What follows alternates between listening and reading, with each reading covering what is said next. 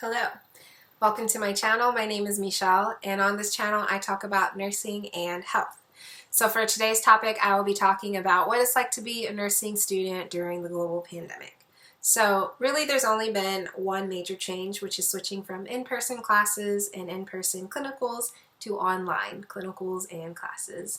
So for the classes, this has been really nice just because where I was living in comparison to my university, it could take up to 30 minutes to get to class just because traffic in the area is horrible. And it also would take about the same time, if not longer, to get back home if you left during rush hour.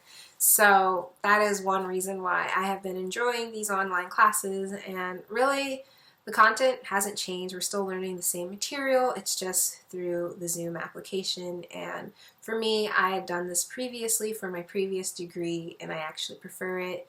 We don't have to watch live, we can watch later, and so you can watch at 1.5 times the speed or 2 times speed, just depending on your preferences, so you can cut down on the time you spend listening to lectures and buying more time to study material or do other hobbies or sleep.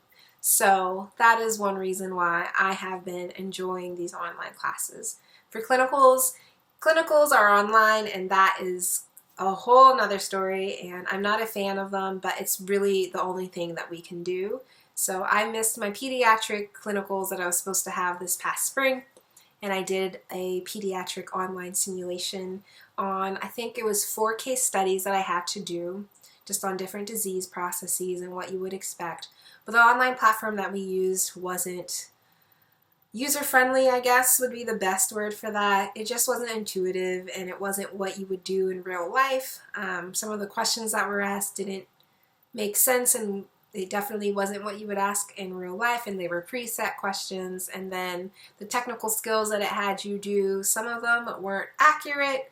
So it just obviously wasn't the best experience, and it's not what you would get in person, but it is what it is. I will say we do debriefs for our clinicals where we get together with a clinical instructor and just talk about, what went well and what didn't, and then also the disease process and what you would expect to see and what you should look out for. So that was very helpful. It kind of got you thinking about the case in a way that you didn't when you were doing the online simulation, or what you may not have thought of when you were in person. So it was a great way to really discuss those disease processes and get like a deeper understanding for them.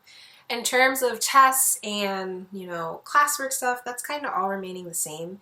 We do ATI, and we are not stopping that. We use this ProctorU software where you can be proctored while you're taking the exam, so that way it keeps the integrity. So that's kind of what we've been doing. They didn't really get rid of too much work. Some of the things disappeared, which was great because we did have that extra week of spring break, but overall we did have all the content that we were supposed to have. So those are really the updates. I don't think it's too different being online than being in person, except we do have extra time just because you're saving that time that you would have spent commuting. You're saving time if you watch later and play the videos faster. And then also with clinicals, the other thing is the 2-to-1 ratio. So for every 1 hour you spend in the virtual clinical, it's 2 hours for the in-person clinicals. So that's kind of nice. It saves you some extra time that way too. And then the last thing I'll say is states are relaxing their laws right now for those of us in nursing school, and essentially you can be licensed even if your clinicals are online, but you should check the state that you're in. And I can put the link down below because our institution did send that to us, so I can just give you guys the link, so that way if you are interested in nursing school, or if you are in nursing school now and you're a little bit concerned about having too many online clinicals, you can check your state or the state that you think you want to work in and see how many of those clinicals can be online. Alright, so that's it for this video. I hope you guys liked it. If you did, please give it a thumbs up.